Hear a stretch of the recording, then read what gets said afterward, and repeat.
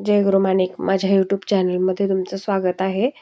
आणि आज आमची मुलं जाणार होती नांदेडला, कारण त्यांच्या सुट्ट्याही संपल्या होत्या.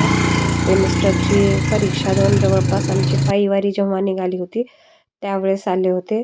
15-20 दिवस झाले होते त्यांना येऊन आणि वेळामोशा करून जायचं असं त्यांचं ठरलेलं होतं. आणि हा जो व्हिडिओ आहे तो शनिवारचा आहे. तर मी शनिवारच्या दिवशी यांना जाण्यासाठी जे जे लागतं ते करून देत होते.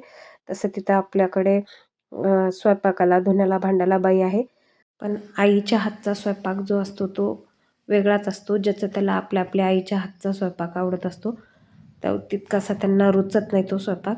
म्हणून सोबत मी शेंगदाण्याची चटणी आणि लसणाचा भुर्का वगैरे करून देत होते. तोंडी लावायला वगैरे पाहिजे म्हणून तसं लोणचं वगैरे मी सगळंच दिलेलं आहे. आपण जाताना सगळंच काही सोबत देतो, जे आहे ते आवडीनं खातील, जरी भाजी वगैरे जात नसेल तर. असं असतंच. यानंतर मग चकल्या आणि हे डिंकाचे लाडूसुद्धा सोबत देत होते. तर चकल्या आणि डिंकाचे लाडू आदल्या दिवशी माझ्या बहिणीनं करून पाठवलेले होते त्यांच्यासाठी. यानंतर हे सगळं मी पॅकिंग करत होते. पॅक करून मग त्यांना द्यायचं होतं दुसऱ्या दिवशी, कारण दुसऱ्या दिवशी मला पुरणपोळीचा स्वयंपाक करून मुलांना खाऊ घालायचं होतं. लेकरांना पुरणपोळी आता नंतर लवकर खाण्यात येत नाही, त्यामुळं मी हे सगळं पॅकिंगचं वगैरे रात्रीच करून ठेवत होते. आणि मी माझी इकडे पॅकिंग चालू होती, तिकडं ऋदूचं सुद्धा पॅकिंग चालू होती. अगोदर 2 बॅगा झाल्या, नंतर 1 बॅग केली. त्यांचं ते आवरणं चालू होतं. आणि आता इथून जो दुसरा व्हिडिओ आहे तो रविवारचा आहे. तर आज मला पुरणपोळीचा स्वयंपाक करायचा होता. यासाठी कांद्याची भजी मी करत होते. आणि ज्या दिवशी आपण गडबडीत स्वयंपाक करतो त्याच दिवशी स्वयंपाक छान होता. कटसुद्धा किती सुंदर जमलेला होता बघा कटाच्या आमटीवर.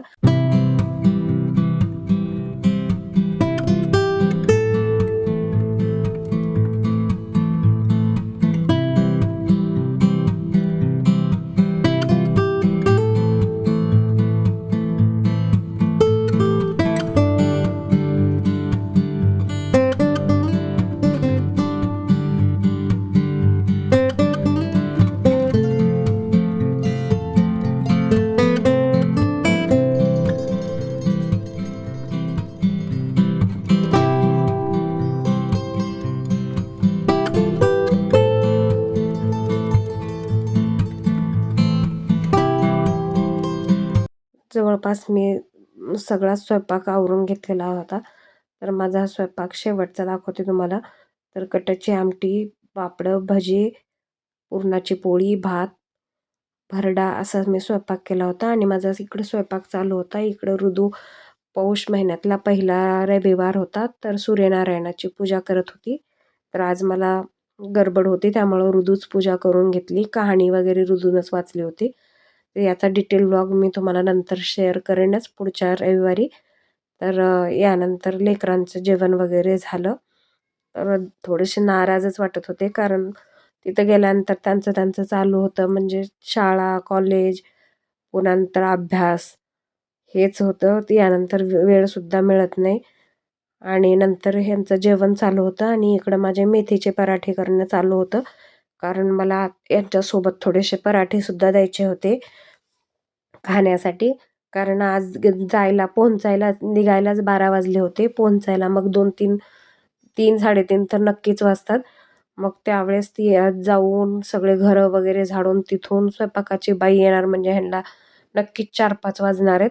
आणि पुढे खायलाही काही राहणार नाही, म्हणून मी तोपर्यंत त्यांच्यासोबत मेथीचे पराठे वगैरे दिले होते करून.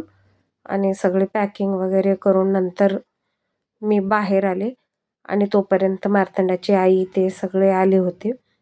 त्यांचे बोलणे वगैरे चालू होतं, लेकरांचं सुद्धा इकडं. यानंतर यांचं सगळी आवराआवरी चालू होती.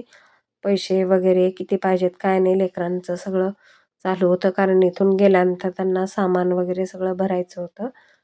यानंतर लेकरं सगळ्यांच्या पाया वगैरे पडून निघाले होते जाण्यासाठी, म्हणून फायनली आता लेकरं जाणार होते आज. मलाही खूप वाईट वाटत होतं. अगोदर ऋदू निघून गेली काकाच्या तिच्या गाडीवर. आणि यानंतर मग मार्तंडा देवा निघाले होते. मार्तंडा देवा गेल्यानंतर मग राधाही थोड्या वेळाला निघून गेले आणि मी एकटीच होते. व्हिडिओ आवडला असेल तर लाईक करा, शेअर करा आणि चॅनलला सबस्क्राईब करा.